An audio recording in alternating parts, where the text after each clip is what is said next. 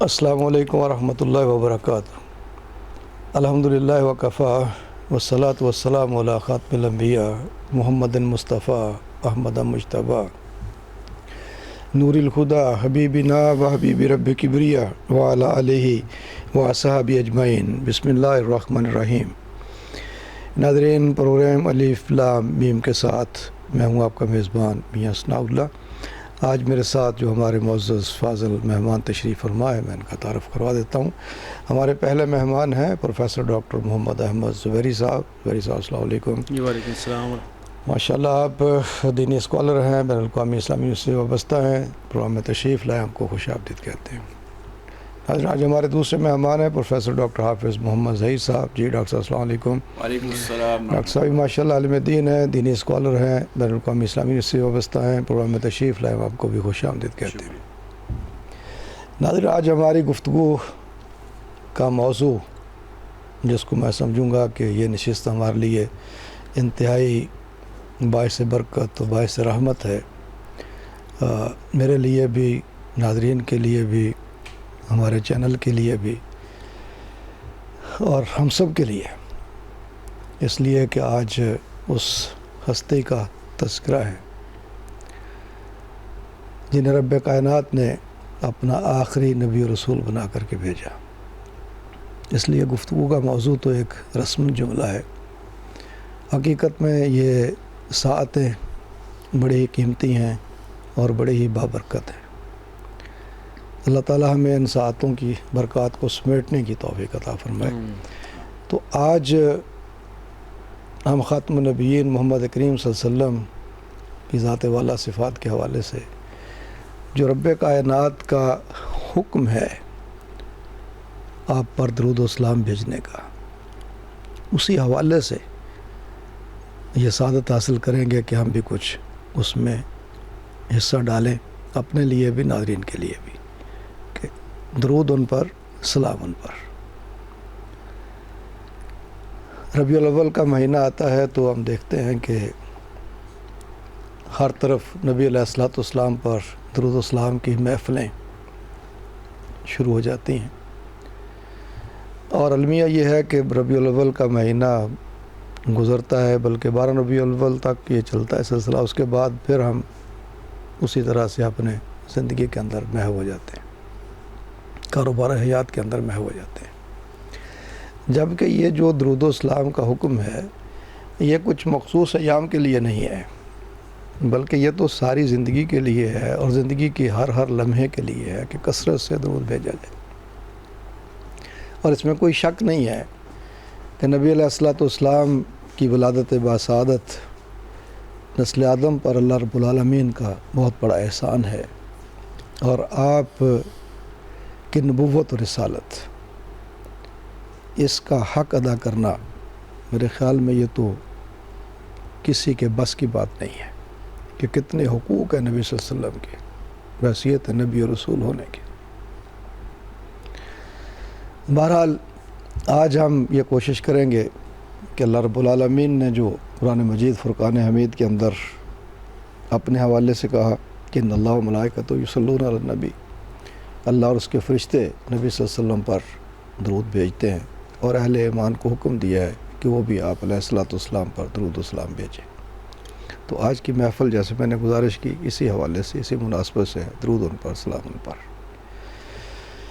بس دعا یہ ہے کہ اللہ رب العالمین ہمیں اپنے ان محبوب بندوں میں شامل کر لے جو اس کے محبوب نبی صلی اللہ علیہ وسلم پر کثرت سے درود و سلام بھیجتے ہیں، اور ان ساعتوں میں بھیجتے ہیں جو قبولیت کی ہوتی ہیں، اس لیے کہ آپ پر درود بھیجنا ایک عبادت بھی ہے، ایک سعادت بھی ہے، اور اللہ کی رحمتیں، برکتیں سمیٹنے کا ذریعہ بھی ہے، اور اپنی پریشانیوں، دکھوں اور اپنے گناہوں کی معافی کا ذریعہ بھی ہے۔ میں گفتگو کا آغاز کرتا ہوں پروفیسر ڈاکٹر محمد احمد زبیری صاحب سے۔ ڈاکٹر صاحب، کیا حقیقت ہے درود و سلام کی، اور پھر اللہ تعالیٰ نے جو خود اپنے لیے اور اپنے فرشتوں کے بارے میں کہا کہ اللہ کے نبی پر درود بھیجتے ہیں، اور پھر اہل ایمان کو حکم دیا کہ وہ بھی درود بھیجیں، کیا سمجھتے ہیں، کیا کہتے ہیں؟ بسم اللہ الرحمن الرحیم، الحمدللہ رب العالمین، والصلاة والسلام علی رسولہ الکریم، اللہ تعالیٰ نے سورہ احزاب کی آیت نمبر 56 میں ارشاد فرمایا، اعوذ باللہ من الشیطان الرجیم، ان اللہ وملائکتہ یصلون علی النبی یا ایہا الذین آمنوا صلوا علیہ وسلموا تسلیما، کہ بے شک اللہ اور اس کے فرشتے درود بھیجتے ہیں نبی کریم صلی اللہ علیہ وسلم پر، تو اے مومنو تم بھی درود بھیجو نبی صلی اللہ علیہ وسلم پر۔ یہ وہ عظیم اور مبارک عمل ہے جس کا خود اللہ تبارک و تعالیٰ نے اپنی ذات سے آغاز فرمایا کہ میں درود بھیجتا ہوں اور میرے فرشتے درود بھیجتے ہیں، اور یہ میرے خیال میں واحد اور منفرد عبادت ہے جس میں اللہ تبارک و تعالیٰ نے اپنا تذکرہ پہلے فرمایا کہ میں یہ کام کرتا ہوں، میرے فرشتے یہ کام کرتے ہیں، اور اے ایمان والو تم بھی یہ کام کرو۔ اس کا مقصد یہ ہے کہ اللہ تبارک و تعالیٰ نبی کریم صلی اللہ علیہ وسلم کی علو مرتبت، آپ صلی اللہ علیہ وسلم کی شان، آپ صلی اللہ علیہ وسلم کی عظمت، تقدیس اور اس کو بیان کرنا اس سے مقصود ہے۔ اس لیے اللہ تبارک و تعالیٰ نے آپ صلی اللہ علیہ وسلم کی عظمت شان کو، رفت کو بیان کرنے کے لیے یہ اسلوب اختیار فرمایا کہ اللہ تعالیٰ یہ کام کرتا ہے اور اس کے فرشتے یہ کام کرتے ہیں، تو ایمان والوں کو بھی چاہیے کہ وہ نبی کریم صلی اللہ علیہ وسلم پر درود و سلام بھیجیں۔ پھر اس درود و سلام کے لیے کوئی مختص وقت نہیں ہے، کوئی مخصوص وقت نہیں ہے کہ آپ فلاں وقت میں درود پڑھیں یا نہ پڑھیں اور کتنی مقدار میں پڑھیں۔ ہم اب صحابہ کرام سے، بزرگوں کے جو معمولات دیکھتے ہیں تو وہ کروڑوں تک کی تعداد میں جاتا ہے۔ کسی نے حضرت حکیم الامت علامہ محمد اقبال سے پوچھا کہ آپ حکیم الامت کیسے بنیں، تو انہوں نے کہا کہ میں نے 1 کروڑ مرتبہ سے زیادہ گن کر حضور صلی اللہ علیہ وسلم کی بارگاہ میں درود کا ہدیہ پیش کیا ہے، تو وہ حکیم الامت بن گئے۔ تو یہ نبی صلی اللہ علیہ وسلم کی درود کی برکات میں سے ایک برکت ہے کہ جو آپ صلی اللہ علیہ وسلم کے نام گرامی کی عزت و احترام کرے گا، اللہ تبارک و تعالیٰ اس کے نام کو، اس کی ذات کو چمکا دے گا دنیا کے اندر۔ تو اس کے بے شمار فوائد ہیں، اس میں سب سے بڑی فضیلت یہ ہے کہ اللہ تبارک و تعالیٰ کے ساتھ ہم آہنگی ہو جاتی ہے، اللہ تعالیٰ کے حکم کی تعمیل ہو جاتی ہے، اور اللہ تبارک و تعالیٰ نے جو ارشاد فرمایا ہے اس پر عمل پیرا انسان ہو جاتا ہے۔ جی بہت خوب جی ڈاکٹر صاحب آپ نے رہنمائی کی۔ ناظرین دیکھیں کہ کتنی عبادات کا تذکرہ ہے قرآن مجید کے اندر، نماز، روزہ، حج، زکوٰۃ جن کو فرض کیا گیا ہے، کہیں بھی اللہ تعالیٰ نے اس طرح کے الفاظ استعمال نہیں کیے، ایک صرف اور صرف اپنے محبوب پر درود پڑھنے کے حوالے سے کہا ہے کہ ان اللہ یقیناً بلا شبہ، بے شک اللہ درود بھیجتا ہے، اس کے فرشتے درود بھیجتے ہیں، اور پھر حکم دیا۔ جی ڈاکٹر ظہیر صاحب، خود نبی علیہ والسلام نے اپنی ذات والا صفات کے لیے، یعنی یہ درود پاک جو آپ پر پڑھتے ہیں، درود السلام بھیجتے ہیں، اس کی کیا فضیلت بیان کی ہے؟ بسم اللہ الرحمن الرحیم، الحمدللہ رب العالمین، والصلاة والسلام علی اشرف الرسل وخاتم الانبیاء والمرسلین وعلی آلہ وصحبہ اجمعین، وبعد۔ جی محترم میاں صاحب، اللہ تعالیٰ آپ کو جزائے خیر عطا فرمائے کہ آپ نے اس ماہ مبارک ربیع الاول کے اندر اس پروگرامات کا جو سلسلہ ہے اس کا آغاز ہی جو ہے وہ حضور سرور دو عالم صلی اللہ علیہ وسلم کی ذات اقدس پر درود و سلام کے عنوان سے کیا ہے۔ یہ یقیناً ایک بہت خوبصورت سلسلہ ہے، اور جیسے ڈاکٹر صاحب نے فرمایا اور آپ نے اپنے ابتدائیے میں بھی یہ بات ارشاد فرمائی ہے کہ اللہ رب العزت نے یہ ایسا عمل ہے کہ اس کی ابتدا اپنے آپ سے فرمائی، پھر فرشتوں کو شامل کیا اور پھر حکم دیا ہے۔ جہاں تک اس بات کا تعلق ہے کہ حضور سرور دو عالم صلی اللہ علیہ وسلم کے ارشادات گرامی کے اندر اس کی کیا فضیلت بیان ہوئی ہے، تو بہت بڑی تعداد ہے حدیث مبارکہ کی جو اس مضمون پر ہیں۔ مثال کے طور پر ایک حدیث مبارکہ میں آپ علیہ السلام نے فرمایا کہ من صلی علیہ مرۃ صلی اللہ علیہ بعشرہ، کہ جو میرے اوپر ایک بار درود پاک پڑھتا ہے اللہ کریم اس پر 10 رحمتیں نازل فرماتا ہے۔ اللہ اکبر۔ ایک حدیث مبارکہ میں آتا ہے کہ جو ایک بار درود پڑھتا ہے اللہ کریم اس کے اوپر 10 رحمتیں نازل فرماتے ہیں، اس کے 10 گناہ معاف فرماتے ہیں، اس کی 10 درجے بلند کرتے ہیں۔ اللہ اکبر۔ پھر حضور اکرم صلی اللہ علیہ وسلم نے فرمایا کہ ان اول الناس بی یوم القیامت اکثرهم علی صلاۃ، کہ قیامت والے دن میرا قرب اس کو نصیب ہوگا، میرے زیادہ قریب وہ آدمی ہوگا جو میرے اوپر کثرت سے درود پڑھتا ہوگا۔ اور یہ بہت سارے اللہ کے نیک بندوں کا یہ مجرب عمل بھی ہے کہ وہ یہ لکھتے ہیں اور فرماتے ہیں اپنے مواعظ کے اندر کہ اگر کوئی آدمی یہ چاہتا ہے کہ میں حضور اقدس صلی اللہ علیہ وسلم کی خدمت اقدس میں بار بار حاضر ہوں، روضہ پاک کے اوپر حاضری ہو میری، اور قیامت والے دن بھی اللہ کا قرب نصیب ہو، تو اس حدیث پر عمل کرے، کثرت سے جب درود پڑے گا تو اللہ کریم اس کو توفیق دیں گے اور اس کے لیے راستے آسان فرمائیں گے، وہ حضور کی خدمت میں بار بار حاضر ہوگا۔ پھر یہ ہے کہ حضور اکرم صلی اللہ علیہ وسلم نے یہ بھی فرمایا، آپ کی حدیث مبارکہ میں آتا ہے کہ آپ کے ایک صحابی ہیں ابی بن کعب رضی اللہ تعالیٰ عنہ، انہوں نے ایک دفعہ سوال کیا کہ اللہ کے رسول میں چاہتا ہوں کہ میں آپ پر دعا کے اندر بھی درود پڑھوں. جی. تو اللہ کے نبی نے فرمایا کہ ٹھیک ہے، تم کتنا درود پڑھتے ہو؟ انہوں نے کہا کہ اللہ کے نبی میں اپنی دعا میں 1/4 حصہ درود پڑھتا ہوں اور باقی دعا مانگتا ہوں. اللہ کے نبی نے فرمایا ان شئت، اگر تم چاہے تو ٹھیک ہے، لیکن اگر زیادہ کرے گا تو یہ تیرے لیے بہتر ہوگا. انہوں نے کہا کہ میں 1/3 درود پڑھ لوں. آپ نے فرمایا ٹھیک ہے، لیکن اگر زیادہ کرے تو بہتر ہے، ان زدت فہو احسن. پھر انہوں نے کہا کہ میں آدھا حصہ، یہاں تک کہ وہ پورا حصہ ہی انہوں نے درود پر کہہ دیا کہ اللہ کے نبی میں اب اپنی پوری دعا ہی جو ہے نا وہ درود کے نام پہ رکھوں گا، میں سارا درود ہی پڑھوں گا. تو اللہ کے نبی نے فرمایا ان ذن تکفی ہمک ویغفر لک ذنبک، تیرے ساری پریشانیاں دور ہو جائیں گی، تیرے سارے گناہ معاف ہو جائیں گے. اللہ اکبر. یہ اتنی بڑی فضیلت والا عمل ہے. اچھا، پھر یہ ہے کہ آپ علیہ الصلوۃ والسلام نے یہ بھی فرمایا کہ ایک حدیث مبارکہ کے اندر کہ جو بخیل کون ہے پوچھا گیا، فرمایا کہ جس کے سامنے میرا ذکر آئے اور وہ میرے اوپر درود نہ پڑے وہ بڑا بخیل ہے. اور یہ آپ علیہ الصلوۃ والسلام کے حقوق میں سے ایک حق بھی ہے کہ جس طرح باقی آپ کے حقوق ہیں، آگے گفتگو چلے گی انشاءاللہ تو اس میں بات عرض کریں گے، ڈاکٹر صاحب بھی رہنمائی فرمائیں گے کہ آپ علیہ الصلوۃ والسلام کی امت پر بہت سارے حقوق ہیں. ان میں سے ایک اہم حق یہ بھی ہے کہ آپ کی ذات کو یاد کیا جائے، آپ کے تذکرے کیے جائیں، آپ پر درود و سلام بھیجا جائے.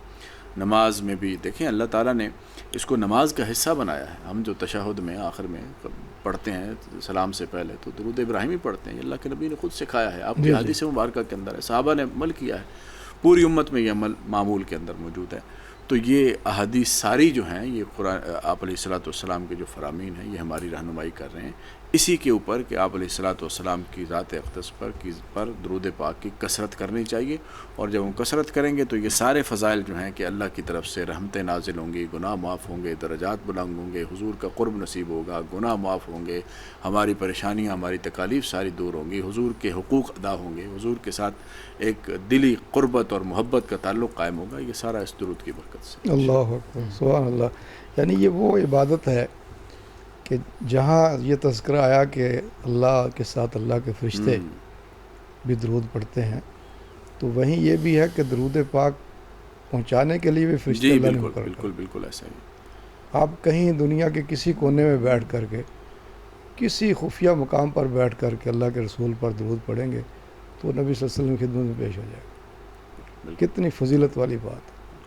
ڈاکٹر صاحب زبیری صاحب، یہ جو درود پاک ہم پڑھتے ہیں خاص طور پہ درود ابراہیمی جس کو کہا جاتا ہے، نماز کے اندر پڑھا جاتا ہے، یہ اور پھر مسنون جو الفاظ ہیں، یعنی درود کے عموماً تو درود ابراہیمی کے بارے میں کہا جاتا ہے، یہ بتا دیجئے اور ان کی فضیلت کے بارے میں. اور پھر یہ کہ کیا انہی مخصوص الفاظ کے ساتھ درود پاک پڑھنے کی زیادہ فضیلت ہے، یا آج کل جیسے ہم دیکھتے ہیں کہ بہت سے لوگ عقیدت میں، محبت میں اپنی زبان میں بھی کچھ ایسے الفاظ جو ہیں وہ لکھتے ہیں نثر کی شکل میں، خاص طور پہ نظم کی شکل میں، تو کیا کہتے ہیں؟ صحابہ کرام نے نبی کریم صلی اللہ علیہ وسلم سے عرض کیا کہ اللہ کے رسول عرفنا السلام، کہ ہم نے سلام کرنا، آپ پر سلام بھیجنا تو جان لیا ہے، کیف الصلاۃ علیک، آپ پر صلات کیسے بھیجی جائے؟ تو آپ صلی اللہ علیہ وسلم نے ارشاد فرمایا قولوا اللہم صلی علی محمد وعلی آل محمد کما صلیت علی ابراہیم وعلی آل ابراہیم انک حمید مجید، اللہم بارک علی محمد وعلی آل محمد کما بارکت علی ابراہیم وعلی آل ابراہیم انک حمید مجید. تو یہ وہ الفاظ ہیں جو نبی کریم صلی اللہ علیہ وسلم نے صحابہ کرام کو خود تعلیم کیے، ارشاد فرمائے. تو نبی کریم صلی اللہ علیہ وسلم کے حکم پر عمل کرنا اور یہ مسنون درود شریف پڑھنا، اس کی فضیلت کے بارے میں تو کوئی دو رائے نہیں ہو سکتی. باقی جہاں تک یہ بات ہے کہ اپنے الفاظ کے اندر درود بھیجنا یا کچھ دوسرے صیغوں کے اندر درود ادا کرنا، تو اس میں زیادہ احوط یا مناسب رائے یہ ہے کہ جو درود حدیث میں وارد ہوئے ہیں، جو الفاظ یا صیغے حدیث میں وارد ہوئے ہیں، ان کی اپنی ایک نورانیت ہے، ایک اپنی برکت ہے کہ وہ ذات اقدس سے وہ الفاظ نکلے ہوئے ہیں. ایک حدیث مبارکہ میں آتا ہے کہ ایک صحابی کو حضور صلی اللہ علیہ وسلم نے کوئی حدیث بیان کی، اس میں نبی اور رسول کے لفظ کو اس صحابی نے تبدیل کر دیا. تو آپ صلی اللہ علیہ وسلم نے اس صحابی کو کہا کہ میں نے تمہیں نبی کا لفظ بولا ہے، رسول کا لفظ نہیں بولا. تو آپ صلی اللہ علیہ وسلم کے جو الفاظ ہیں ان کی اپنی ایک نورانیت ہے، ایک اپنی برکت ہے. تو ہم حدیث کے، سنت کے جتنا قریب رہیں گے اتنی ہی نورانیت، برکت اور آپ صلی اللہ علیہ وسلم کا قرب ہمیں حاصل ہوگا، اتنی ہی اللہ تبارک و تعالیٰ کی تائید، اللہ تبارک و تعالیٰ کی نصرت اور اللہ تبارک و تعالیٰ کی طرف سے اجر و ثواب ملے گا. جی ڈاکٹر صاحب، خاص طور پہ یعنی جیسے ابھی ڈاکٹر ظہیر صاحب نے کہا کہ نماز میں تشہد میں تو درود ابراہیمی کے علاوہ ہم کوئی درود پڑھ ہی نہیں سکتے. جی جی تو جب اس مقام پر یہ پڑھنا لازم ہے جی تو پھر عام طور پر بھی ظاہرہ کسی کو پڑھا جائے. جی اس کا زیادہ التزام کیا جائے. لیکن یہ کہ اگر کوئی مطلب مختصر الفاظ میں درود پڑھنا چاہے، جیسے ہم نام میں نامی آتا ہے جی جی تو صلی اللہ علیہ وسلم کہہ دیتے ہیں. جی جی تو یہ بھی ایک طرح جی سے اس کی جواز کے بارے میں بھی کوئی دو رائے نہیں ہو سکتی، وہ بھی جائز ہے، درست ہے. بلکہ چونکہ آپ صلی اللہ علیہ وسلم کا کسی مجلس میں بار بار ذکر آ رہا ہو تو اس میں آسانی اور سہولت یہ ہے کہ مختصر درود پڑھا جائے، جیسا کہ آپ نے ارشاد فرمایا کہ صلی اللہ علیہ وسلم یا صلی اللہ علی النبی الامی، جی یہ درود آتا ہے. تو اس طرح اور بھی صیغے آتے ہیں، اور بھی الفاظ آتے ہیں، تو ان کے پڑھنے میں کوئی قباحت اور ممانعت نہیں ہے. جی اس میں تو نہیں ہے، لیکن جی یہ کہ بندہ محبت میں عقیدت میں کچھ ایسا غلو کا شکار نہ ہو جائے جی جی کہ محبت اور عقیدت میں اس طرح نہ بڑھا لے جی کہ جو نبی صلی اللہ علیہ وسلم کے مسنون الفاظ ہیں ان کو چھوڑ دے جی اور اپنی طرف سے کوئی ایسے الفاظ وضع کر لے جی کہ خدا نخواستہ وہ ثواب کی بجائے پھر بندہ پکڑ جی میں آ جائے. بالکل. اس لیے بہت احتیاط کرنے کی جی ضرورت. جی ڈاکٹر ظہیر صاحب، ابھی آپ نے تذکرہ کیا تھا کہ نبی صلی اللہ علیہ وسلم پر درود و السلام پڑھنے کے لیے ویسے تو کوئی مخصوص جگہ یا مقام یا وقت نہیں ہے، ہاں سوائے کچھ مواقع کے کہ جہاں نہیں پڑھا جا سکتا، جیسے آدمی جو ہے وہ اپنی طہارت کے لیے ہے یا کوئی اور ایسے خاص مواقع مطلب ہر باشعور آدمی سمجھتا ہے. لیکن اس کے علاوہ کچھ ایسے خاص مواقع بھی تو ہوں گے کہ جن میں درود پاک پڑھنا لازم بھی ہے، تاکید آئی ہے، اور جن میں فضیلت بھی زیادہ ہے. جی جیسے جمعہ کے دن کے بارے میں کہا جاتا ہے، یا اسی طرح سے نماز میں تو خیر ہے ہی ہے. کیا فرماتے ہیں؟ جی بالکل ایسا ہی ہے. آپ علیہ الصلوۃ والسلام، یہ پہلے جو ڈاکٹر صاحب نے بات کی ہے اور آپ کا سوال تھا، اسی کے تسلسل میں یہ سوال بالکل بنتا ہے کہ پھر کون سے مواقع، ایک ہے کہ صیغے کون سے ہیں. تو درود ابراہیمی بھی آپ علیہ الصلوۃ والسلام کی احادیث مبارکہ میں موجود ہے، دیگر کئی صیغے بھی موجود ہیں. جی تو ڈاکٹر صاحب نے وضاحت فرما دی ہے کہ جو صیغے حدیث میں مذکور ہیں ان پر تو کوئی سوال نہیں ہے. جی جی اور جو دوسرے لوگ صیغے استعمال کرتے ہیں درود میں، اس میں یہ احتمال، اس کا احتیاط ذہن میں رکھنی چاہیے کہ کوئی ایسا جملہ نہ ہو کہ کیونکہ آپ علیہ الصلوۃ والسلام نے فرمایا کہ میرے بارے میں وہ نصارہ والا رویہ نہ اختیار کرنا اور یہود والا کہ میری شان بڑھانا یا گھٹانا شروع کر دو، مجھے یعنی اس حوالے سے غلو کا شکار نہ ہونا.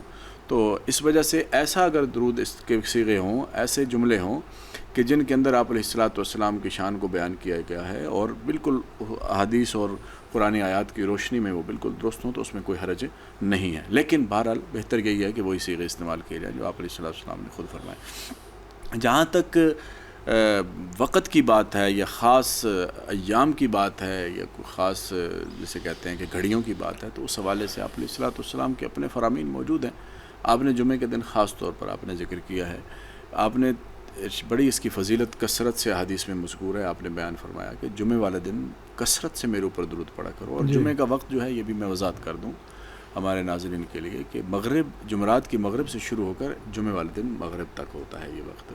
یعنی جو قمری وقت ہے، چاند کے اعتبار سے ہم وقت دیکھتے ہیں، تو جمعرات کی مغرب سے شب جمعہ بھی اس میں شامل ہوتی ہے، جمعے کا دن بھی شامل ہوتا ہے. اور جمعے کی نماز کے وقت اس وقت انسان آتا ہے تو وہ وقت بھی ہے. پھر جمعے کی عصر کے بعد بطور خاص آپ علیہ الصلوۃ والسلام کے صحابہ کا ایک معمول تھا اور بعد میں امت میں بھی یہ معمول جاری رہا کہ جمعے کے دن عصر کے بعد مغرب تک لوگ مسجد میں بیٹھتے تھے اور اس میں زیادہ وقت درود پاک کی کثرت کیا کرتے تھے اور دعاؤں کی کثرت کیا کرتے تھے. اسی طریقے سے اذان جب ہو جائے تو آپ علیہ الصلوۃ والسلام کا فرمان ہے کہ جب مؤذن اذان دے تو اذان کے ساتھ اس کے کلمات تم دہراتے جاؤ، جواب دیتے جاؤ. جب وہ اذان مکمل کرے تو اس کے بعد پھر تم میرے اوپر درود پڑھو. تو اذان کے بعد بھی درود پڑھنا یہ بھی آپ علیہ الصلوۃ والسلام کی حدیث مبارکہ سے ثابت ہے اور صحیح حدیث مبارکہ سے ثابت ہے. اسی طریقے سے آپ علیہ الصلوۃ والسلام نے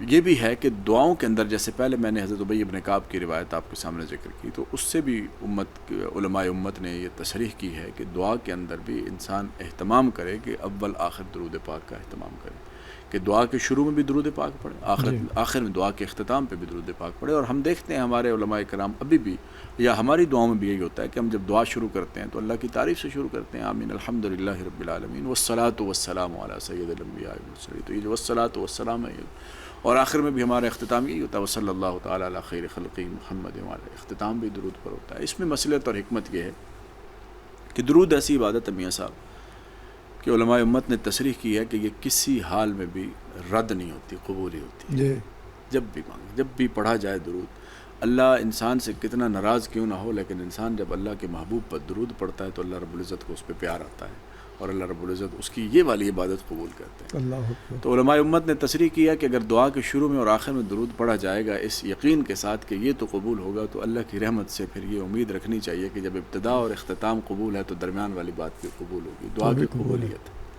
تو دعا کو اگر قبول کروانا ہے تو یہ بھی ایک عمل ہے کہ اس کے شروع اور آخر میں درود پاک کا اہتمام کیا جائے۔ یہ بھی وہ وقت ہے کہ جس میں خاص طور پر درود پاک کی ترغیب دی گئی ہے۔ اسی طریقے سے جب حضور اکرم صلی اللہ علیہ وسلم کا نام نامی اس میں گرامی آئے، محمد یا احمد جو آپ کے ذاتی نام ہے، یہ کسی مجلس میں آپ کا ذکر آئے تو وہاں پر درود پڑھنا یہ لازم ہے۔ جیسے آپ فرما رہے تھے نا کہ لازم کہاں پر ہے اور مستحب کہاں پر ہے، تو پہلے اس میں فقہاء نے بڑا تفصیل سے یہ مسئلہ لکھا ہے کہ زندگی میں ایک بار درود پڑھنا فرض ہے، کیونکہ اللہ کا حکم ہے، ان اللہ و ملائکتہ، یہ بھی آیت پڑھ رہے تھے، صلو بس ان اللہ و ملائکتہ یصلون علی النبی یا ایھا الذین آمنوا صلوا علیہ وسلموا تسلیما۔ تو امر ہے، امر وجوب کے لیے آتا ہے، تو ایک دفعہ تو واجب ہے۔ اس کے بعد یہ کہ جس مجلس میں آپ کا تذکرہ آئے تو آپ کا نام آئے تو وہاں پر بھی ایک بار پڑھنا واجب ہے۔ اس کے بعد ہر بار پڑھا جائے تو اس سے بڑی بات ہی کوئی نہیں، لیکن یہ سنت اور مستحب درجے کا عمل ہے۔ اس کا مکلف انسان کو نہیں بنایا گیا کہ وہ ہر بار پڑھے، لیکن یہ انسان کی عقیدت ہے، اس کی حضور کے ساتھ محبت ہے، وابستگی ہے، لگاؤ ہے کہ جتنی بار حضور کا تذکرہ آئے گا وہ اتنی بار ہی اگر درود پڑھے گا تو اتنے ہی اس کے فائدے ہیں، 10 نیکیاں ملیں گی، 10 درجے بلند ہوں گے، 10 گناہ معاف ہوں گے۔ اس میں وہی بات آتی ہے کہ ما مدحت محمدا بمقالتی ولکن مدحت مقالتی بمحمد، کہ میں نے اپنی بات کے ذریعے حضور کی تعریف نہیں کی بلکہ حضور کے نام نامی اس میں گرامی کے ذریعے سے اپنی بات کی تعریف کی۔ اللہ تو مقصود تو یہ ہے کہ حضور کا نام آتا رہے، اور جب آپ کا نام آتا رہے گا بہانے بہانے سے ہم درود پڑھتے رہیں گے، اس پہ جڑتے رہیں، جب درود پڑھتے رہیں گے عقیدت میں اضافہ ہوتا رہے گا، محبت میں، اور حضور کا قرب ہمیں حاصل ہوتا رہے گا۔ تو اوقات یہی ہیں، فجر میں، شام میں، صبح شام کے معمولات میں بھی صحابہ کرام کے معمول میں ہوا کرتا تھا، جمعے کے دن خاص طور پہ ہوتا تھا، پھر نماز کے اندر تو لازمی تھا، اذان کے بعد درود تھا، دعا کے شروع اور اختتام میں درود تھا۔ یہ ساری ساعات ہیں، یہ ساری گھڑیاں ہیں جن میں جیسے آپ ابھی ایک حدیث کی طرف اشارہ کر رہے تھے، آپ علیہ الصلوۃ والسلام نے فرمایا کہ فرشتوں کی اللہ نے ڈیوٹی لگا رکھی ہے کہ دنیا کے اندر وہ پھرتے ہیں اور ڈھونڈتے ہیں، جہاں میری ذات پر درود پڑھا جا رہا ہوتا ہے وہ وہاں جاتے ہیں، وہاں سے وہ نام لیتے ہیں اور اس کی معلومات لے کر جمعے والے دن میرے سامنے آ کے پیش کرتے ہیں۔ اللہ سارے ہفتے کا جو درود ہے وہ حضور کی خدمت میں جمعے کے دن پیش کیا جاتا ہے، یہ حدیث مبارکہ کے اندر موجود ہے۔ تو اس اعتبار سے بھی دیکھا جائے تو ہم ویسے بھی معمول رکھیں، لیکن جمعے کے دن تو خاص طور پر اس کا اہتمام کریں کہ حضور اکرم صلی اللہ علیہ وسلم کی ذات اقدس پر درود پڑھیں، کیونکہ صحابہ کا یہ معمول تھا، حضور کے فرامین ہے، اور علماء امت اور اولیاء امت کا یہ معمول رہا ہے کہ جمعے کے دن خاص طور پر جمعرات کی مغرب سے لے کر جمعہ کی مغرب تک خاص طور پر جمعے کے اس میں درود پاک کا اہتمام کیا جاتا ہے۔ جی بہت اچھا جی۔ ناظرین، ڈاکٹر صاحب نے وضاحت فرمائی ہے۔ ایک چیز میں اور دونوں علماء کی موجودگی میں عرض کروں کہ جب مسجد میں داخل ہوتے ہیں دعا پڑھتے ہیں تو اس سے پہلے بھی جی بالکل، بسم اللہ والصلاۃ والسلام، اور جب مسجد سے نکلتے ہیں دعا پڑھتے ہیں تو اس وقت بھی نبی صلی اللہ علیہ وسلم، یعنی اتنی فضیلت ہے کثرت سے درود پڑھنا، لمحہ بلمحہ پڑھ سکتے ہیں۔ اور پھر جیسے ابھی دونوں حضرات نے فرمایا کہ ہر مقام پر لازم نہیں، ہر مقام پر درود ابراہیمی پڑھیں، جب آپ بیٹھے ہیں فارغ ہیں درود ابراہیمی پڑھیں بہت۔ اس کے علاوہ جتنے سیغے حدیث کے اندر آئے ہیں سنت سے ثابت ہیں، جس مقام پر جیسے ہیں، جیسے مسجد سے نکلتے اور باہر آتے جیسے بھی ڈاکٹر صاحب نے، تو اس میں مختصر الفاظ کے ساتھ بھی کوئی مقصد یہ ہے کہ ہم اپنی نسبت رسول اللہ صلی اللہ علیہ وسلم کے ساتھ ہر وقت جوڑے رکھیں اور ان الفاظ کے ساتھ جوڑے رکھیں جو خود رسول اللہ صلی اللہ علیہ وسلم نے بیان کی۔ اس سے بڑی سعادت والی بات کوئی نہیں ہوگی۔ ناظرین، اس پہ ہم مزید انشاءاللہ رہنمائی چاہیں گے، باتیں کریں گے۔ ابھی چھوٹا سا وقفہ لیتے ہیں، وقفے کے بعد پھر حاضر ہوں گے، ہمارے ساتھ رہیے۔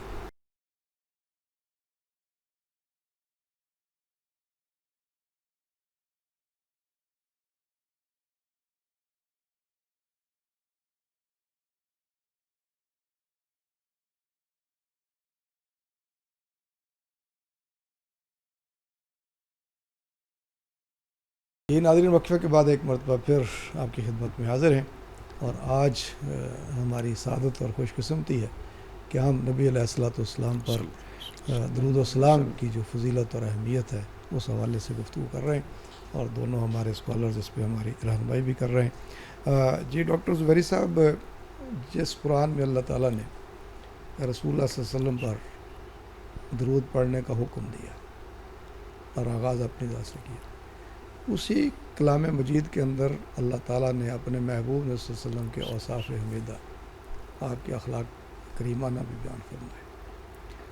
تو جو ایک محبت کرنے والا ہے رسول اللہ صلی اللہ علیہ وسلم سے، کیا اس کو صرف درود پاک تک ہی محدود رہنا چاہیے، یا جو اخلاق کریمانہ قرآن مجید کے اندر آئے ان کو بھی جانے رسول اللہ صلی اللہ علیہ وسلم کے کیا ہے، اور ان کی اتباع کرنے کی بھی کوشش کریں؟ کیا کہتے ہیں؟ بسم اللہ الرحمن الرحیم۔ اللہ تبارک و تعالیٰ نے جو بھی نبی یا جو بھی رسول بھیجا ہے وہ اس لیے بھیجا ہے کہ اس کی اطاعت کی جائے۔ نبی صلی اللہ علیہ وسلم پر درود و سلام پڑھنا، آپ صلی اللہ علیہ وسلم کی سیرت کا مطالعہ کرنا، آپ صلی اللہ علیہ وسلم کے اخلاق کریمانہ سے واقف ہونا، یہ ایک مسلمان کا بنیادی فرض ہے۔ اور قرآن مجید آپ صلی اللہ علیہ وسلم کی سیرت مبارکہ کا پہلا سورس اور پہلا مصدر ہے۔ اگر ہم سیرت معلوم کرنا چاہتے ہیں تو آپ صلی اللہ علیہ وسلم کے بہت سارے احوال جو ہیں وہ ہمیں براہ راست قرآن مجید سے ملتے ہیں۔ اور آپ صلی اللہ علیہ وسلم کے اخلاق کے بارے میں اللہ تبارک و تعالیٰ نے ارشاد فرمایا، اِنَّکَ لَعَلَىٰ خُلُقٍ عَظِیمٍ، بے شک آپ جو ہیں بلند اخلاق پر فائز ہیں۔ تو آپ صلی اللہ علیہ وسلم کے اخلاق کو جاننا، آپ کی سیرت کو پڑھنا، مطالعہ کرنا، یہ بھی مقصود ہے، لیکن اس سے کہیں بڑھ کر آپ کی اطاعت اور اتباع کرنا یہ مقصود ہے کہ آپ صلی اللہ علیہ وسلم کی سیرت کو سمجھا جائے اور اپنے عمل میں لایا جائے۔ ہماری روزمرہ زندگی جو ہے وہ آپ صلی اللہ علیہ وسلم کی سیرت میں ڈھل جائے، ان اخلاق حسنہ کو جانے، جی آپ کے اخلاق حسنہ کو، آپ صلی اللہ علیہ وسلم کے مبارک اخلاق سے ہم دوسروں کے ساتھ معاملہ کرنے والے بن جائیں، ہماری زندگی میں وہ آپ کی سیرت آ جائے اور پوری دنیا کے اندر یہ پیغام پہنچ جائے۔ جس طرح ایک خوشبو جو ہے وہ اپنا وجود بتلائے بغیر نہیں رہتی، بالکل اسی طرح جب آپ کے اخلاق پر ہم عمل کریں گے، آپ کی سنتوں پر عمل کریں گے، تو اسلام کی تبلیغ کا یہ بہترین ذریعہ ہے۔ یعنی سب سے بہتر تبلیغ وہ ہے جو قول سے زیادہ عمل سے ہو۔ تو عمل میں جب ہم آپ صلی اللہ علیہ وسلم کی سیرت کو لائیں گے تو اسلام کی تبلیغ بھی ہوگی، آپ صلی اللہ علیہ وسلم کی جو حقوق، جس طرح کہ ڈاکٹر صاحب نے اشارہ کیا، تو آپ صلی اللہ علیہ وسلم کے حقوق بھی ادا ہوں گے۔ جی بہت خوب۔ جی ناظرین، ڈاکٹر صاحب نے جو ابھی اشارہ کیا ہے، آج ہمیں جس بات کی ضرورت ہے وہ رسول اللہ صلی اللہ علیہ وسلم کی ان اخلاق حسنہ کو اپنانے کی ہے۔ جہاں اللہ تعالیٰ نے اس بات کا حکم دیا کہ میرے حبیب پر درود پڑھیں، تو وہیں آپ دیکھیں کہ رسول اللہ صلی اللہ علیہ وسلم کے کردار کی عظمت کی گواہی بھی قرآن مجید نے دی ہے، کردار کی پختگی کی گواہی بھی خود قرآن مجید نے دی ہے۔ اور آپ کی بعثت کا مقصد ہی آپ نے یہ بیان فرمایا کہ مجھے اخلاق کریمانہ کی تکمیل کے لیے بھیجا گیا۔ تو آج ہمیں ضرورت اس بات کی ہے کہ ہم رسول اللہ صلی اللہ علیہ وسلم کی اخلاق کریمانہ کو بھی جانیں، اخلاق حسنہ کو بھی جانیں، اور پھر جب ان اخلاق پر عمل کرتے ہوئے نبی صلی اللہ علیہ وسلم درود پڑھیں گے تو جیسے بھی ڈاکٹر صاحب نے کہا کہ اس کی فضیلت اور اہمیت ہی اور ہوگی۔ لیکن المیہ یہ ہے کہ ہم سیرت کو قرآن سے پڑھنا نہیں چاہتے۔ آپ کی دعویٰ اکیڈمی میں ایک علماء کی کلاس تھی اور مجھے حکم دیا گیا کہ سیرت پر وہاں پر کچھ گفتگو کرنی ہے، ایک سیریز تھی لیکچرز کی۔ تو 2-3 لیکچرز کے بعد جو کوآرڈینیٹر تھے ان کو ہمارے جو علماء کرام آئے ہوئے تھے انہوں نے شکایت کی، جی یہ تو ہمیں سیرت نہیں پڑھاتے، قرآن پڑھا رہے ہیں۔ تو انہوں نے مجھے کہا، میں نے کہا جی ان سے پوچھیں کہ قرآن کو چھوڑ کر سیرت کہاں سے پڑھیں گے؟ یعنی سیرت کا جو بنیادی سورس ہے، منبع ہے، وہ تو قرآن مجید ہے۔ تو قرآن مجید کو پڑھیں گے تو سیرت سمجھ میں آئے گی نا۔ ڈاکٹر ظہیر صاحب دیکھیں کہ اللہ رب العالمین کو، جیسے بھی آپ دونوں حضرات نے یہ بات کی کہ اتنا پیار ہے کہ آپ پر درود پڑھنے کا کہا اور اس عبادت کا خاص طور پہ اہتمام کرنے کا کہا اور اپنی ذات سے آغاز کیا۔ اسی طرح سے آپ دیکھیں کہ نبی صلی اللہ علیہ وسلم سے جو اللہ رب العالمین کو جو پیار، محبت اور عقیدت ہے، اس کا تذکرہ بھی قرآن میں کر دیا۔ کہیں کہا کہ قل ان کنتم تحبون اللہ فاتبعونی یحببکم اللہ، اور کہیں آ کہ من یطع الرسول فقد اطاع اللہ۔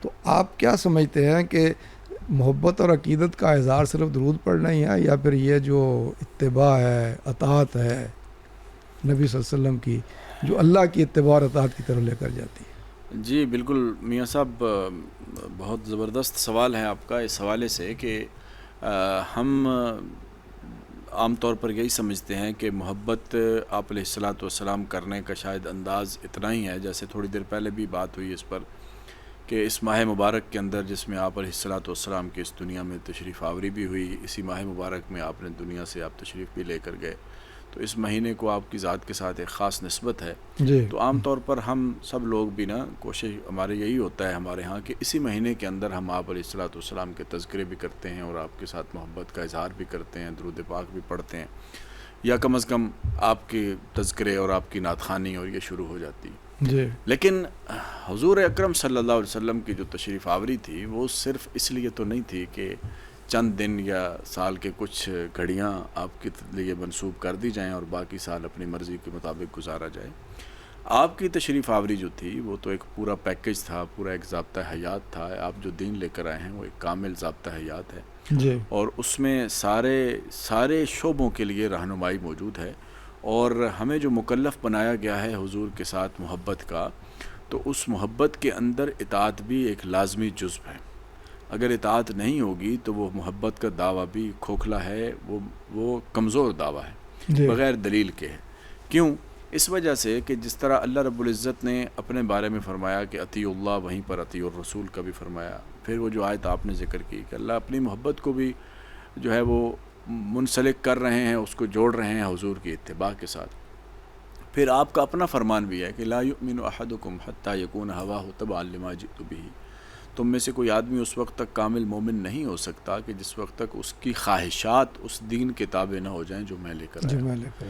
یعنی آپ کا یہ بھی فرمان ہے کہ لا یؤمن احدکم حتی اکون احب الیہ من والدہ وولدہ والناس اجمعین, کہ تم میں سے کوئی آدمی اس وقت تک کامل مومن نہیں ہو سکتا جب تک کہ میں محمد صلی اللہ علیہ وسلم اس کو اس کی ذات سے, اس کی اولاد سے, اس کے والدین سے اور ساری انسانیت سے بڑھ کر محبوب نہ ہو جاؤں. دونوں حدیثوں کے الفاظ ایک جیسے ہیں. جہاں آپ نے اپنی محبت کا تذکرہ کیا تب بھی یہی الفاظ ہے, جہاں اطاعت کا تذکرہ کیا تب بھی یہی الفاظ ہے. پھر آپ کا یہ فرمان ہے کہ من احب سنتی فقد احبنی ومن احبنی فکان معی فی الجنہ. جو میری سنت سے محبت کرے گا وہ مجھ سے محبت کرے گا, اور جو مجھ سے محبت کرے گا وہ جنت میں میرے ساتھ ہوگا. اللہ اکبر. تو اب حضور کی اطاعت حضور کی سنتیں ہیں, حضور کا طریقہ کار ہے. ہم تذکرہ تو حضور کا کریں, ہم آپ پر صلاۃ والسلام بھی پڑھیں, اور بہت فضیلت والا عمل ہے. تذکرہ اسی پہ ہی ہو رہا ہے, ساری احادیث اور آیات اسی پہ ذکر ہو رہی ہیں, سارا پروگرام ہی اسی پر ہے. لیکن بات وہی ہے کہ کیا ہم صرف ایک دن یا 2 دن یا 1 مہینہ آپ کے تذکرے کریں, درود و سلام پڑھیں, لیکن باقی 11 مہینے ہماری جو زندگی ہے, ہمارا جو کردار ہے, ہماری جو سیرت ہے, ہمارے جو معمولات ہیں, ہمارے جو اخلاق ہیں, ہمارا جو رویہ ہے دوسروں کے ساتھ, وہ آپ کی سیرت سے اس کا کوئی تعلق ہی نہ ہو. ہمارے استاد فرمایا کرتے تھے کہ دین اسلام ایسا ہے کہ اس میں ماننا زیادہ ہے اور منانا کم ہے. ہم منانے کی طرف زیادہ چلے جاتے ہیں, ماننے کی طرف نہیں آتے, کیونکہ منانا 1 آدھ دن ہوتا ہے اور ماننا سارا سال ہوتا ہے, اور وہ مشکل کام ہے, اور اس طرف ہم نہیں جاتے. حالانکہ حضور اکرم صلی اللہ علیہ وسلم کی تربیت کا جو انداز تھا وہ اس طرح کا تھا کہ آپ کے صحابہ جو تھے اس حد تک اہتمام فرمایا کرتے تھے کہ جب تک آپ کو کوئی چیز صحابہ کو درپیش آتی اور آپ کی طرف سے کوئی رہنمائی نہ موجود نہ ہوتی تو وہ موقوف کر دیتے تھے اس کام میں. صحابہ تو صحابہ رہ گئے. امام محمد رحمۃ اللہ علیہ بہت بڑے فقیہ گزرے ہیں, ان کی مجلس میں کوئی پھل پیش کیا گیا اور یہ ڈیبیٹ شروع ہو گئی کہ آپ علیہ الصلوۃ والسلام نے اس پھل کو اگر کھایا ہے تو کاٹ کر کھایا ہے یا توڑ کر کھایا ہے. تو اختلاف پیدا ہو گیا. تو امام صاحب نے فرمایا, امام محمد نے, کہ ایسی چیز کو میں کھاؤں گا ہی نہیں جس کے بارے میں مجھے یہ نہ پتہ ہو کہ میرے محبوب نے کیسے کھایا ہے. اللہ اکبر. اتنی چھوٹی چھوٹی چیزوں میں اتباع ہوا کرتی تھی, اتنی چھوٹی چھوٹی چیزوں میں اطاعت ہوتی تھی. صحابی آ رہے ہیں, حضور علیہ الصلوۃ والسلام مسجد میں خطبہ دے رہے ہیں, آپ نے ارشاد فرمایا بیٹھ جاؤ. صحابی جوتوں سے بھی پیچھے مسجد سے باہر ہیں, حضور کی آواز آپ کے کانوں میں پہنچتی ہے اور وہیں پر تشریف فرما ہو جاتے ہیں, کیونکہ حضور کا فرمان ہے اب اس سے آگے میں نے بڑھنا نہیں. جی یہ اطاعت کا جذبہ تھا, یہ درد تھا, یہ وہ عقیدت تھی, یہ وہ محبت تھی. دیکھیں آج سوال یہی پیدا ہوتا ہے نا کہ آخر ہمیں یہ کیوں کہنا پڑتا ہے کہ ہم حضور کی محبت کرنے والے ہیں. یہ بڑا اہم سوال ہے. لوگ ہم سے پوچھتے ہیں جی فلاں آدمی, ہمیں بھی یہ کیوں وضاحت کرنا پڑتی ہے کہ ہم عاشق رسول ہیں یا ہم حضور سے محبت کرنے والے ہیں, کیونکہ ہمارا رویہ اس کی گواہی نہیں دے رہا ہوتا. صحابہ کرام کو ان وضاحتوں کی ضرورت نہیں ہوتی تھی. وہ جس علاقے میں جاتے تھے وہ جا کر ایک ہی جملہ کہتے تھے, کونوا مثلنا, ہماری طرح ہو جاؤ. ان کے دیکھ کر لوگ مسلمان ہو جایا کرتے تھے. آج ہمارے واعظوں اور ہماری تقریروں سے بھی لوگ اس طرح ہدایت نہیں حاصل کر رہے, اور ہم خود بھی ہدایت حاصل نہیں کر رہے جس طرح کی. تو وہ صحابہ کرام ایک جملے سے لوگوں کو سیدھا راستہ دکھاتے تھے. کیوں؟ اس وجہ سے کہ ان کی محبت کا دعویٰ ایسا تھا کہ جو اطاعت کے ساتھ منسلک تھا اور جڑا ہوا تھا. تو جس وقت کوئی کہتا تھا کہ میری طرح ہو جاؤ, تو اس کی زندگی کا ہر عمل، ہر قدم، ہر سٹیپ جو ہے وہ حضور کی سیرت کا عکس ہوا کرتا تھا. اسی وجہ سے پھر وہ دیکھنے والے بھی کہتے تھے کہ واقعی اس طرح کا بنیں گے تو ہمیں کامیابی ملے. سبحان اللہ. تو اس وجہ سے میں اپنی بات کو ختم کر رہا ہوں اس جملے کے ساتھ کہ وہ محبت کا دعویٰ جو اطاعت کے بغیر ہو وہ دعویٰ کھوکھلا ہے، وہ کمزور ہے. جب تک اطاعت نہیں ہوگی، حضور کی سیرت کو فالو نہیں کیا جائے گا، اس وقت تک دعویٰ محبت محض ایک زبانی جملہ تو ہو سکتا ہے لیکن اس کی حقیقت کوئی نہیں. بہت اچھے، بہت اچھے. ناظرین، ڈاکٹر صاحب نے بڑی خوبصورت بات کی ہے کہ ایک ہمارا نبی صلی اللہ علیہ وسلم پر درود و سلام پڑھنا ہے، ایک صحابہ کرام کا پڑھنا تھا. صحابہ بدر میں رسول اللہ صلی اللہ علیہ وسلم پر درود و سلام پڑھتے نظر آتے ہیں کہ آپ کا پسینہ نہیں گرتا، وہاں صحابہ کا خون گرتا ہے. آپ حنین میں قدم قدم، جگہ جگہ، بدر و احد کوئی مقام دیکھ لیں، وہ تھا صحابہ کا درود پڑھنا. ایک ہے ہمارا درود پڑھنا. تو اگر اس درود کے ساتھ شامل ہونا چاہتے ہیں جو صحابہ کرام جس طرح سے پڑھتے تھے، تو پھر زندگیوں میں اسی طرح سے نکھار لانا ہوگا اور اطاعت، اتباع کا وہی جذبہ پیدا کرنا ہوگا جو صحابہ کرام رضوان اللہ علیہ نے. ڈاکٹر صاحب، آج کے دور جو بڑے ہی لوگوں کا پریشانیوں کا دور ہے، مشکلات کا دور ہے، کچھ ویسی آئی ہوئی ہیں، کچھ لوگوں نے خود اپنی طرف سے پیدا کر لی ہیں، بے سکونی ہے، ذہنی بے سکونی ہے. ان ساری پریشانیوں میں ذہنی طور پر جو پریشانیاں ہیں، بے سکونیاں ہیں، کیا ان میں رسول اللہ صلی اللہ علیہ وسلم پر درود پاک رحمت کا ذریعہ ہے اور اس سے سکون حاصل کرنے کا کوئی ذریعہ ہے؟ کیا کہتے ہیں؟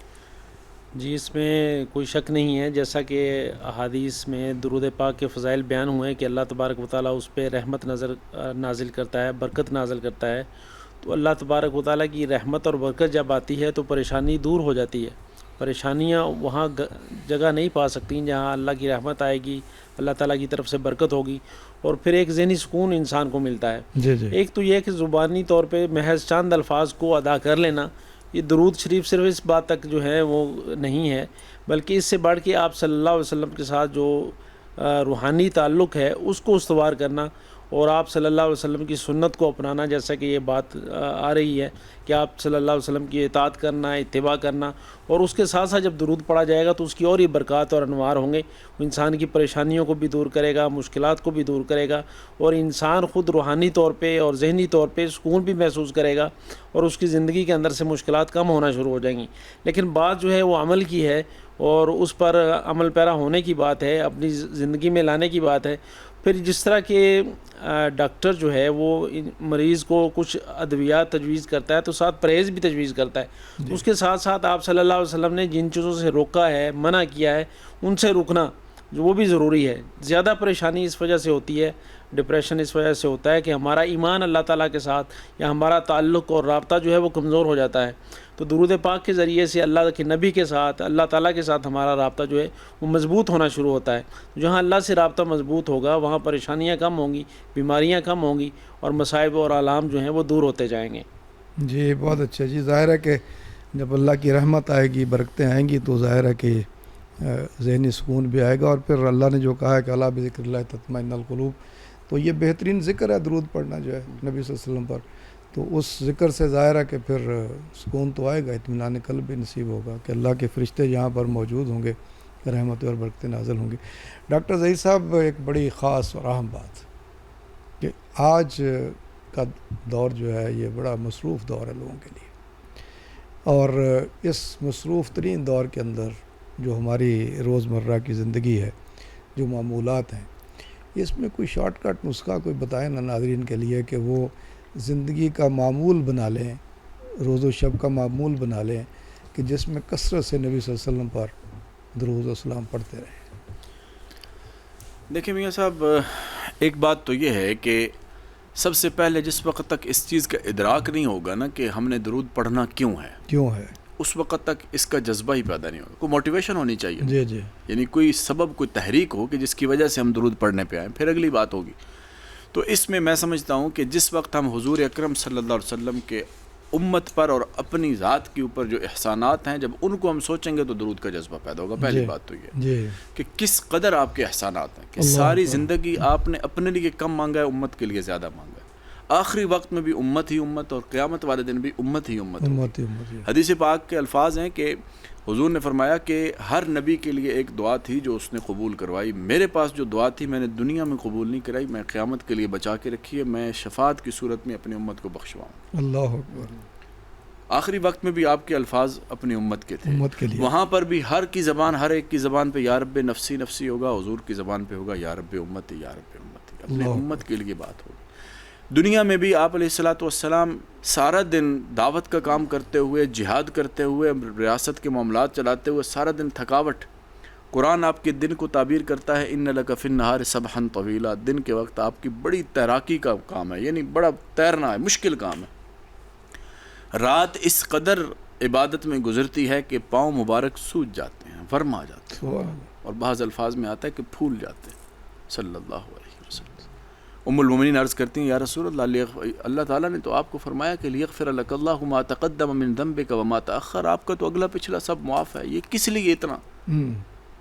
تو فرماتے ہیں افلا اکون عبدا شکورا، کیا میں اپنے رب کا شکر گزار بندہ نہ بن جاؤں؟ اور ایک روایت کے الفاظ ہیں، حضرت عائشہ فرماتی ہیں ساری رات نماز میں رہے اور ایک ہی آیت تلاوت کرتا رہے، ان تعذبہم فإنہم عبادک وإن تغفر لہم فإنک انت العزیز الحکیم، اللہ تیرے بندے ہیں، اگر تو عذاب دے گا تو تیرے بندے ہیں، تجھ سے پوچھنے والا کوئی نہیں، لیکن اگر میرے آنسوؤں کی لاج رکھ کے ان کی بخشش کرے گا تو بھی تو عزیز ہے اور حکیم، تجھ سے کوئی پوچھنے والا نہیں۔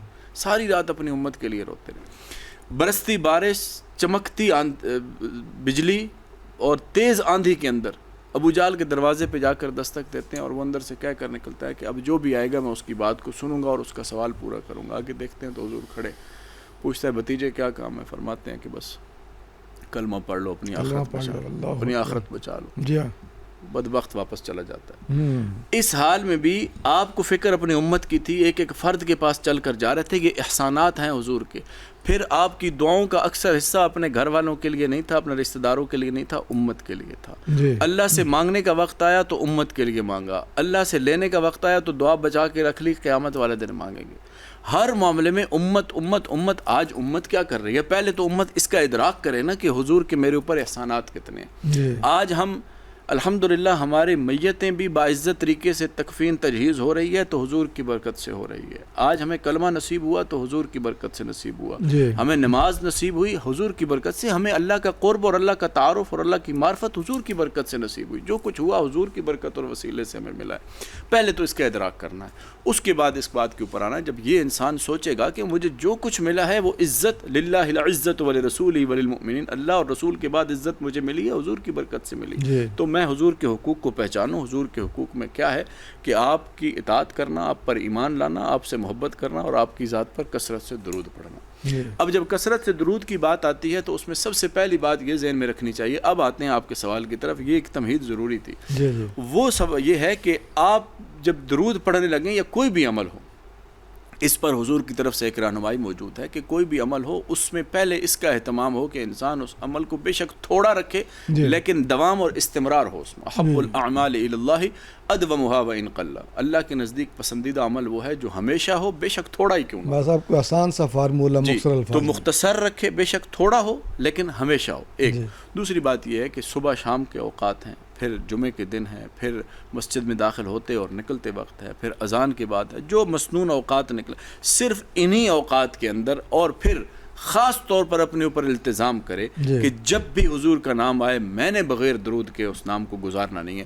جب یہ چند ایک چیزوں کو لازمی طور پر اپنے اوپر اختیار کرے گا، آپ کے نام کو بغیر درود کے نہیں گزارے گا، مسجد میں داخل ہوتے نکلتے ہوئے، صبح شام، سوتے وقت، جاگتے وقت، اور اسی طریقے سے اذان کے بعد اور جمعے کے دن، یہ جو مسنون اعمال ہیں، اسی طریقے سے نماز کے بعد اور دعا کے شروع اور آخر میں، تو میرا خیال ہے یہ اتنی اچھی خاصی تعداد بنتی ہے۔ لیکن اس کے ساتھ ساتھ آپ علیہ الصلوۃ والسلام کے جو احسانات ہیں ان کو یاد رکھے گا تو اس کو ویسے بیٹھے بیٹھے بھی موقع ملتا رہے گا۔ یہ توفیق اللہ کی طرف سے ہوتی ہے، بشرطے کہ انسان اس کی طرف قدم بڑھائے۔ حضور اکرم صلی اللہ علیہ وسلم کے احسانات ذہن میں رکھتے ہوئے بار بار جب خیال آئے گا تو حضور کے اوپر درود پڑھنے کی اس کو توفیق ملے گی۔ اور پھر اس بات کا بھی خاص طور پر خیال رکھنا ہے کہ ہم نے اس کو صرف اس ماہ مبارک تک اور ایک چند دنوں تک اس کو محدود نہیں رکھنا، ساری زندگی کے اس کو معمول بنانا ہے۔ بہت اچھے ڈاکٹر صاحب، ایک چیز فرما دیجیے کہ کثرت سے درود پڑھنے کا کہا گیا، لیکن بعض جگہ ہم دیکھتے ہیں مساجد کے اندر لکھا ہوتا ہے کہ جی 100 مرتبہ جمعے کے دن جو ہے یہ درود پاک پڑھ لیں تو اس کی یہ فضیلت ہے، اس کا کوئی ثبوت دیکھیں بھی کچھ ہے احادیث مبارکہ میں تعداد کے حوالے سے بھی موجود ہے، جی لیکن اگرچہ ان احادیث میں کچھ سند کے اوپر بحث ہوتی ہے، لیکن فضیلت کے اندر ایسی احادیث بیان کی جاتی ہیں، موضوع روایات یہ نہیں ہیں، من گھڑت نہیں ہیں، کمزور ہیں سند کے کمزور اعتبار سے۔ روایات ہیں۔ لیکن بہرحال آپ علیہ الصلوۃ والسلام پر درود کسی بھی بہانے سے پڑھا جائے، یہ اس سے بڑی اور کیا شان ہے۔ جی ناظرین، پروگرام کا وقت ہمارے ختم ہوا چاہتا ہے۔ میں شکر گزار ہوں اپنے دونوں فاضل مہمانوں کا، پروفیسر ڈاکٹر محمد احمد زبیری صاحب، پروفیسر ڈاکٹر حافظ محمد ظہیر صاحب کا تشریف لائے، اور آج اس موضوع کی مناسبت سے بڑی رہنمائی فرمائی ہے۔ دل تو نہیں چاہتا یہ محفل ختم ہو، اس لیے کہ نبی صلی اللہ علیہ وسلم کا تذکرہ ہو، آپ پر درود و اسلام کی محفل ہو، تو وہاں سے اٹھنے کا کس کو دل چاہتا ہے، لیکن وقت کی قلت ہے، ظاہر ہے یہ تقاضا ہے، تو اس لیے ہم بھی پروگرام کا اختتام کرتے ہیں، اور اسی بات پر کرتے ہیں کہ جو جیسے ابھی تذکرہ ہوا کہ نبی صلی اللہ علیہ وسلم پر درود و اسلام پڑھنے کی کتنی رحمتیں اور فضیلتیں ہیں، بشرطے کہ جڑ جائیں ساتھ۔ تو وہ جو کہا نا، یہ کیا خوبصورت بات ہے کہ محمد سے وفا تو نے تو ہم تیرے ہیں، یہ جہاں چیز ہے کہ اللہ و قلم تیرے ہیں۔ تو اصل چیز ہے آپ سے وفا کرنا، آپ کی اتباع اور اطاعت کرنا، اور پھر اس جذبے کے ساتھ جیسے ڈاکٹر ظہیر صاحب نے کہا، آپ کے احسانات کو جانتے ہوئے نبی صلی اللہ علیہ وسلم کا تذکرہ کرنا اور آپ پر کثرت سے درود پڑھنا۔ اللہ رب العالمین ہمیں اس کی توفیق عطا فرمائے، ہماری آنے والی نسلوں کو اس کی توفیق عطا فرمائے۔ اللہ ہم سب کا حامی و ناصر ہو۔ اللہ اس وطن عزیز پاکستان پر اپنی رحمت برکت نازل فرمائے۔ میاں اسنا اللہ کو اجازت دیجیے، اللہ حافظ۔